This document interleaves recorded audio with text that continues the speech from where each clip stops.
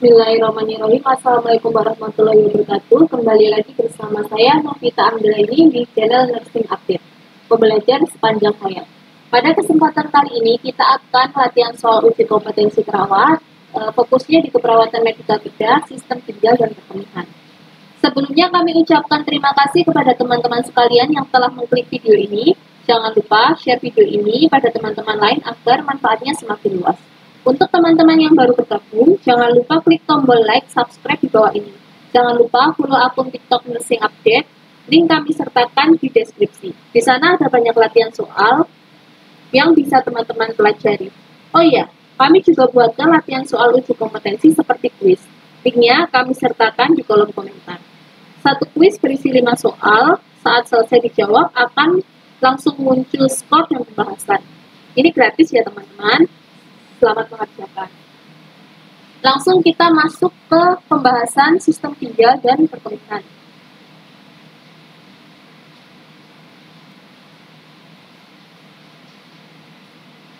Ada sedikit review mengenai CKD. CKD merupakan penurunan progresif dari fungsi ginjal secara permanen atau irreversibel, di mana ginjal tidak mampu lagi mempertahankan metabolisme dan keseimbangan cairan dan elektrolit. Klasifikasi CKD terbagi menjadi 5 berdasarkan nilai GFR. Seringnya pasien CKD datang ke rumah sakit sudah derajat 4, yaitu GFR 15-29, atau derajat 5, atau terminal. GFR kurang dari 15, pasien ini sudah membutuhkan hemodialisis. Pasien yang menjalani hemodialisa, kita harus mengkaji kepatenan vena penusukan, adanya AV fistula atau graft, palpasi adanya getaran atau sensasi vibrasi, dan adanya suara berit saat auskultasi. Kaji adanya sumbatan atau infeksi pada area tusukan. Pada pasien CKD yang mengalami penurunan GFR, cairan akan tertahan di dalam tubuh. Jumlah cairan tubuh meningkat, hematokrit menurun. Sisa metabolisme tertumpuk dalam plasma. Itu ada asam urat dan ureum, kreatenin, fenol, guanidin, dan pasien akan mengalami azotenia. Masuk kita ke fokus pengkajian. Fokus pengkajian yang pertama adalah pemeriksaan laboratorium atau urin. Urinalisis itu normalnya warna kuning jernih, kandungannya tidak ada glukosa, tidak ada keton, tidak ada bilirubin, sel darah merah 0-4 lpm, leukosit 0-5 lpm, dan tidak ada bakteri. Berat jenisnya 1003-1030, osmolaritasnya 300-1300.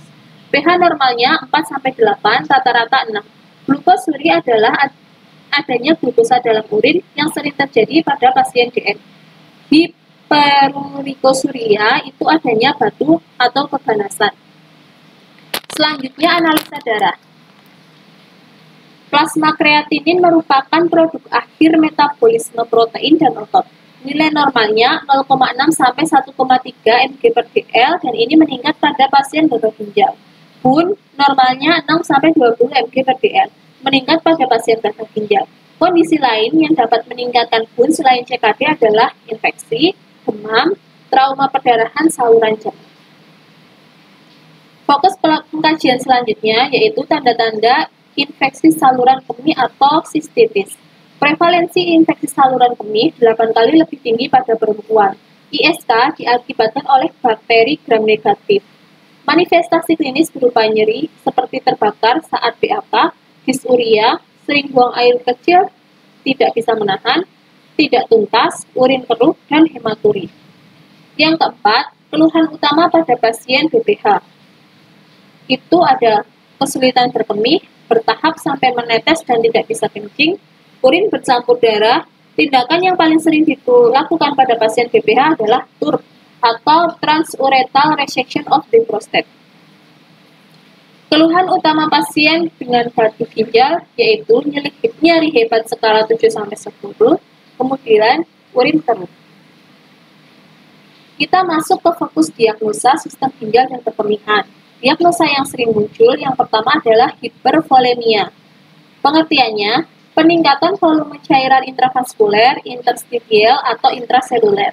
Tanda gejalanya ada edema anasarka atau edema perifer, berat badan meningkat dalam waktu dekat, JVP atau CVP meningkat, distensi vena jugularis, terdengar suara nafas tambahan, kadar Hb atau HT menurun, oliguria, balan cairan positif. Diagnosa keperawatan yang kedua, gangguan eliminasi urin. Pengertiannya, disfungsi eliminasi urin. Tanda gejalanya, desakan berkemih atau urgensi, urin menetes, sering BAK, nokturia, mengompol, distensi kandung kemih, berkemih tidak tuntas, volume residu urin meningkat. Diagnosa keperawatan ketiga yaitu resiko ketidakseimbangan elektrolit. Pengertiannya, berisiko mengalami perubahan kadar serum elektrolit. Faktor resikonya ada ketidakseimbangan cairan, kelebihan volume cairan, disfungsi ginjal. Selanjutnya, risiko infeksi.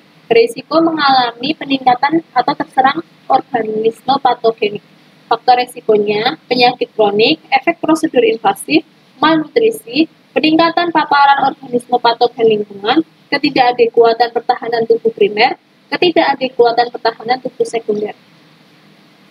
Diagnosa keperawatan yang kelima, nyeri akut. Pengertiannya, pengalaman sensorik atau emosional yang berkaitan dengan kerusakan jaringan aktual atau fungsional, dengan onset mendadak atau lambat dan berintensitas ringan hingga berat yang berlangsung kurang dari 3 bulan. Tanda gejalanya, mengeluh nyeri, tampak meringis, gelisah, nadi meningkat, gerakan protektif, misalnya waspada menghindari nyeri. Selanjutnya, sulit tidur. Kita masuk ke fokus intervensi sistem ginjal dan perkemihan. Yang pertama pada pasien CKD. Fokus intervensinya ada 1. Monitoring balan cairan. Yang kedua, timbang berat badan setiap hari dengan menggunakan timbangan yang sama. Yang ketiga, batasi intake cairan.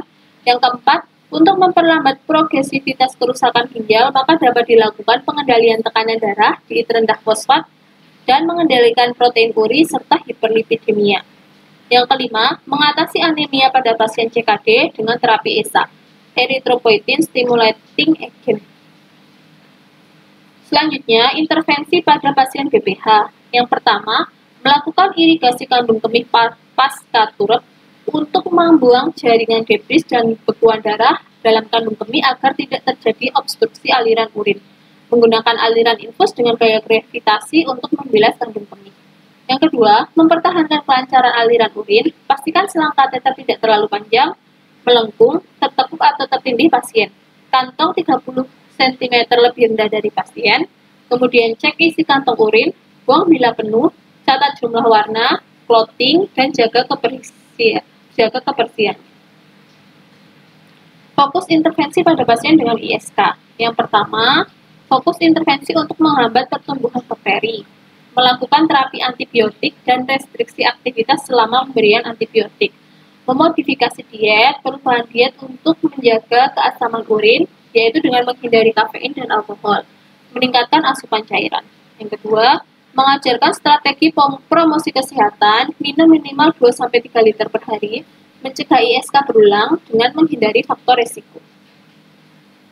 Fokus intervensi pada pasien batu ginjal, yaitu meningkatkan asupan cairan, mengurangi nyeri, mencegah pembentukan batu berulang, perubahan pola diet, intervensi post-op, memonitor urin output, dan perdarahan post-op. Selanjutnya evaluasi. Evaluasi pada sistem ginjal dan perkemihan yang pertama adalah evaluasi keseimbangan cairan elektrolit. Yang kedua, identifikasi adanya retensi cairan seperti edema lokal maupun sistemik, termasuk adanya edema paru. Yang ketiga, evaluasi secara bertahap kemampuan berkemih dan kesulitan untuk berkemih, adanya perdarahan dalam urin makroskopik dan mikroskopik. Selesai review materinya, langsung kita masuk ke soal dan pembahasannya. Soal nomor 1. Seorang perempuan berusia 38 tahun dirawat di ruang penyakit dalam dengan CKD. Hasil pengkajian, pasien tampak sesak, mual, muntah, terdapat edema ekstremitas dan periorbital. Urin output 150 cc per 24 jam, Hb 7,8, ureum 120 mg per dl, kreatinin 5,8 mg per dl, tekanan darah 150 per 90, nadi 90 kali per menit, respiratory rate 23 kali per menit, dan saat ini pasien diberikan intervensi pembatasan cairan dan kolaborasi tindakan hemodialisis. Apakah kriteria hasil yang diharapkan pada kasus tersebut? A. Nilai albumin normal. B. Urin output normal. C. Edema berkurang atau hilang. D. Tekanan darah meningkat. E. HB meningkat. Jawaban dari soal nomor 1 adalah C. Kriteria keberhasilan dari pembatasan cairan adalah stabil intake dan output, TTV normal, BB stabil, dan bebas dari tanda edema. Jadi jawaban paling tepat dari soal ini adalah C. Edema berkurang atau hilang. Lanjut ke soal nomor 2. Seorang laki-laki berusia 44 tahun dirawat di ruang cepaka karena kesulitan berkemih. Pasien akan dilakukan pemasangan kateter urin. Setelah pelumasan kateter dengan jeli, kateter dimasukkan dengan mudah tanpa ada hambatan. Segera urin keluar dari urin bag. Apakah tindakan selanjutnya pada pasien tersebut? A. Menyambung kateter dengan kantong urin. B. Memasang kantong urin di bawah tempat tidur. C. Memasukkan kateter sampai percabangan. D. Mengisi balon dengan NaCl 0,9%. E. Memfiksasi selang kateter. Hati-hati, soal nomor 2 ini menjebak yang teman-teman. Jawaban yang paling tepat dari soal nomor 2 adalah C. Urin keluar melalui kateter menunjukkan kateter baru sampai uretra. Jika dilakukan pengembangan balon, dapat menimbulkan ruptur uretra. Tindakan melanjutkan memasukkan kateter sampai percabangan adalah paling tepat untuk memastikan kateter terpasang sampai kandung kemih. Jadi, jawaban paling tepat dari soal nomor 2 adalah C. Memasukkan kateter sampai percabangan. Lanjut soal nomor 3. Anak laki-laki berusia 8 tahun dirawat di ruang kantil dengan sindrom nefrotik. Hasil pengkajian pitting edema di ekstremitas, ASI test, RR 32 kali per menit. Hasilnya protein uri positif, albumin 1,9 gram per dl. Anak tersebut mendapatkan terapi steroid dan diuretik. Apakah intervensi utama pada kasus tersebut?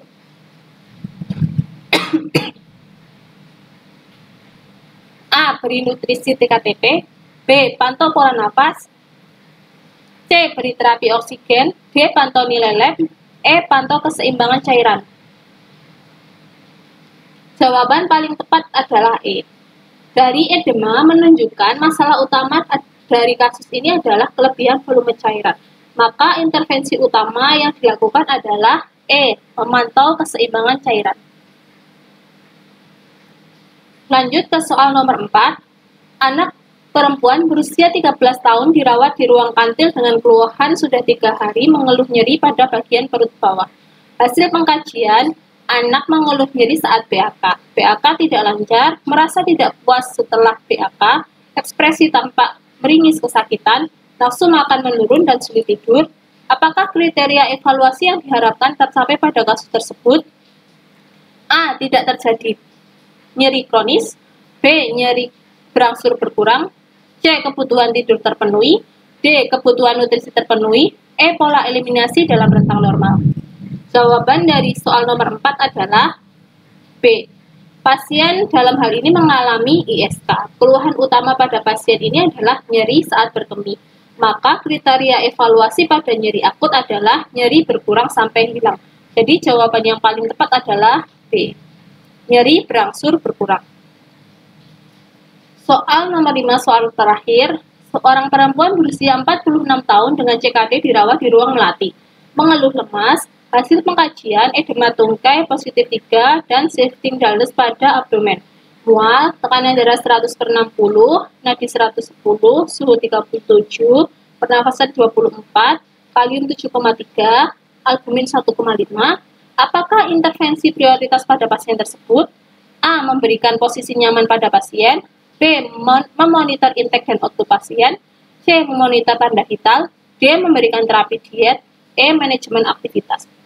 Jawaban paling tepat dari soal nomor 5 adalah B. Kondisi pasien mengalami kelebihan cairan ditandai dengan adanya edema dan penumpukan cair di rongga abdomen. Jadi, jawaban paling tepat adalah B. Melakukan monitoring intake dan output pasien. Ya, demikian teman-teman pembahasan soal dan pembahasan materi sistem ginjal dan perkemihan pada kesempatan kali ini. Semoga bisa menemani teman-teman semua dalam belajar mempersiapkan uji kompetensi. Jangan lupa subscribe, like, dan komen. Jangan lupa juga share. Sampai ketemu lagi di video-video selanjutnya. Terima kasih. Wassalamualaikum warahmatullahi wabarakatuh.